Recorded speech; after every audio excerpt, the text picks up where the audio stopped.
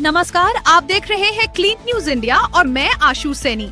तो आइए दोस्तों, देखते हैं आज की ब्रेकिंग न्यूज। आपदा के बाद परिजनों से हुई बात, फूट पड़े आंसू। उत्तराखंड के धराली और हर्षिल घाटी में आई भीषण बाढ़ और भूस्खलन ने जनजीवन अस्त व्यस्त कर दिया है। राहत व बचाव कार्य में भारतीय सेना, वायुसेना, आईटीबीपी और एनडीआरएफ की टीमें लगातार दिन रात जुटी हुई हैं। चाहे फंसे हुए लोगों को सुरक्षित निकालना हो या राहत सामग्री पहुंचाना, सेना हर कदम पर जीवन रक्षक बनकर खड़ी है। अब सैटेलाइट इंटरनेट की मदद से प्रभावित लोग वीडियो कॉल और संदेशों के जरिए अपने परिजनों से जुड़ पा रहे हैं, जिससे उन्हें मानसिक संबल मिल रहा है। जैसे ही आपदा की सूचना मिली, भारतीय वायुसेना ने तुरंत चिनूक और Mi-17V5 हेलीकॉप्टर, साथ ही C-259 और AN-32 ट्रांसपोर्ट विमान को रेस्क्यू मिशन पर तैनात कर दिया। अब तक 226 नागरिकों को सुरक्षित निकाला गया। 130 एनडीआरएफ, एसडीआरएफ और आईटीबीपी के जवानों को प्रभावित क्षेत्रों में उतारा गया। करीब 20 टन राहत सामग्री हवाई मार्ग से पहुंचाई गई। वायुसेना की टीमें अब भी ऑपरेशन मोड में हैं और आवश्यकता अनुसार उड़ानें जारी हैं। भारत अमेरिका रिश्तों में तनाव, ट्रंप के फैसलों से बिगड़े हालात। अमेरिकी राष्ट्रपति डोनाल्ड ट्रंप ने 7 अगस्त से भारत पर 25% आयात शुल्क लागू कर दिया है। साथ ही रूस से तेल खरीदने पर 27 अगस्त से 25% अतिरिक्त टैरिफ लगाने की घोषणा भी की है। अधिकारियों का कहना है कि इन कदमों ने बीते 20 वर्षों में भारत अमेरिका संबंधों को सबसे निचले स्तर पर ला दिया है। भारत ने भी इन फैसलों पर कड़ा रुख अपनाने के संकेत दिए हैं।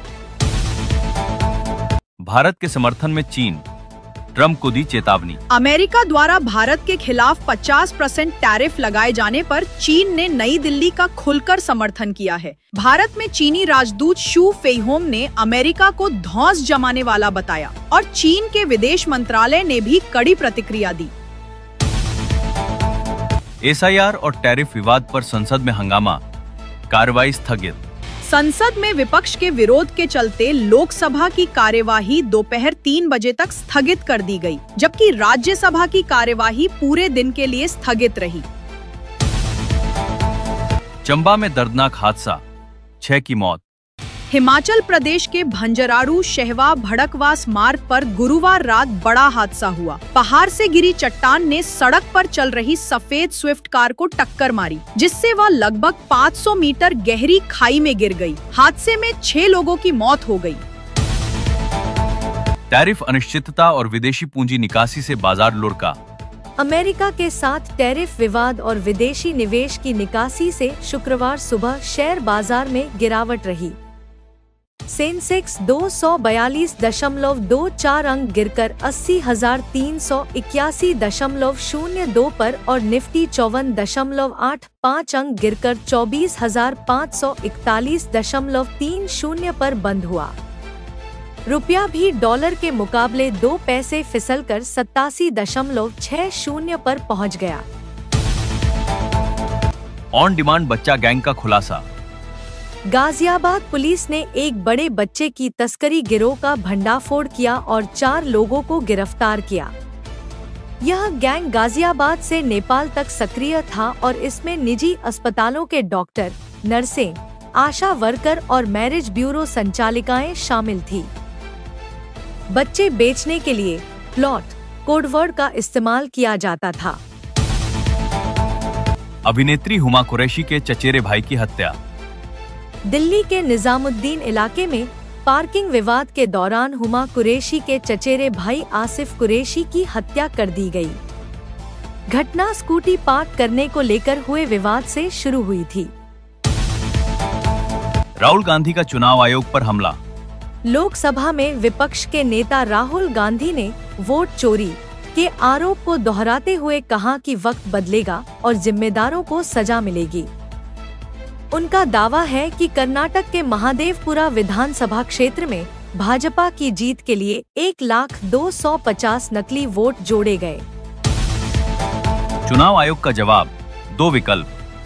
चुनाव आयोग ने कहा कि मतदाता सूची में नाम जुड़वाने, गलत नाम हटाने या सुधार के लिए पात्र व्यक्ति कैंप में आवेदन कर सकते हैं। राहुल गांधी के आरोपों पर आयोग ने पलटवार करते हुए कहा कि अगर उन्हें अपने आरोपों पर भरोसा है तो शपथ पत्र पर हस्ताक्षर करें, वरना देश से माफी मांगे। चुनाव आयोग का राहुल गांधी पर तंज, क्या हमेशा की तरह आपत्तियां चुनाव बाद ही देंगे? कर्नाटक, महाराष्ट्र और हरियाणा में वोट चोरी के आरोप लगाने के एक दिन बाद चुनाव आयोग ने लोकसभा में विपक्ष के नेता राहुल गांधी पर कटाक्ष किया। आयोग ने बताया कि तीनों राज्यों के मुख्य निर्वाचन अधिकारियों ने उन्हें चुनाव संचालन नियमों के तहत शपथ पत्र देकर ऐसे मतदाताओं के नाम पेश करने को कहा है जिन पर धांधली का आरोप है।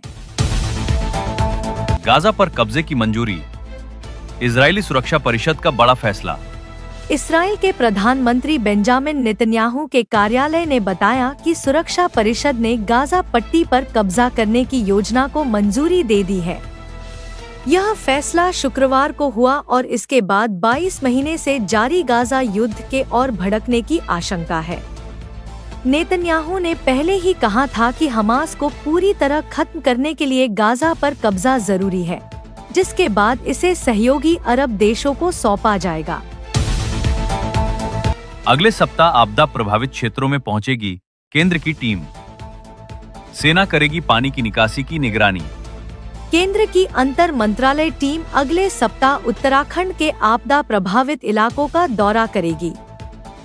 इसमें विभिन्न मंत्रालयों के विशेषज्ञ नुकसान का आकलन करेंगे और बचाव राहत कार्यों की नई रणनीति तैयार करेंगे।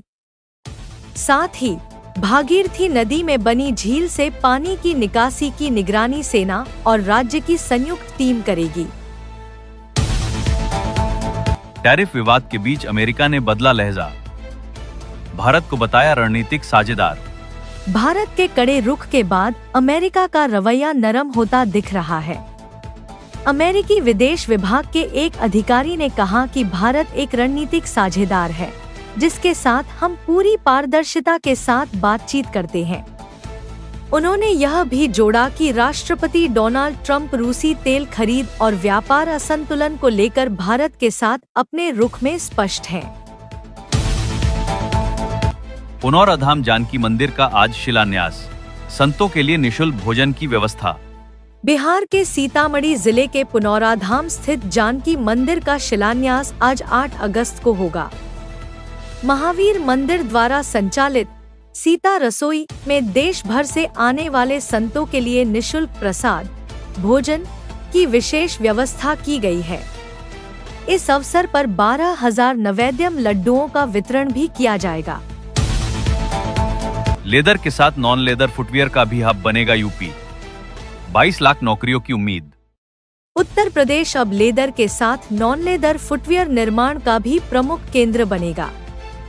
कैबिनेट ने उत्तर प्रदेश फुटवियर, लेदर और नॉन लेदर क्षेत्र विकास नीति 2025 को मंजूरी दे दी है। इससे इस सेक्टर में 22 लाख नए रोजगार सृजित होने की संभावना है, जबकि वर्तमान में यह उद्योग 15 लाख से अधिक लोगों को रोजगार दे रहा है।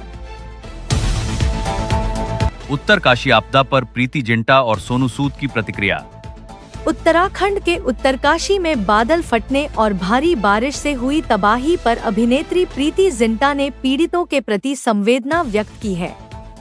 वहीं अभिनेता सोनू सूद ने सोशल मीडिया पर लिखा, धराली सन्नाटे में डूब रहा है और हम अब चुप नहीं रह सकते। 4 जानें चली गईं, लगभग 100 लोग लापता हैं, 12 होटल, घर और दुकानें पल भर में बह गए। ये आंकड़े नहीं बल्कि परिवार, सपने और भविष्य हैं। लोगों को मदद के लिए आगे आना होगा।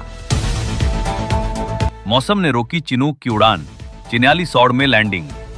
उत्तरकाशी के धराली में राहत कार्य के लिए जा रहा चिनूक हेलीकॉप्टर तेज हवाओं और खराब मौसम के कारण चिन्यालीसौड़ में लैंड करना पड़ा।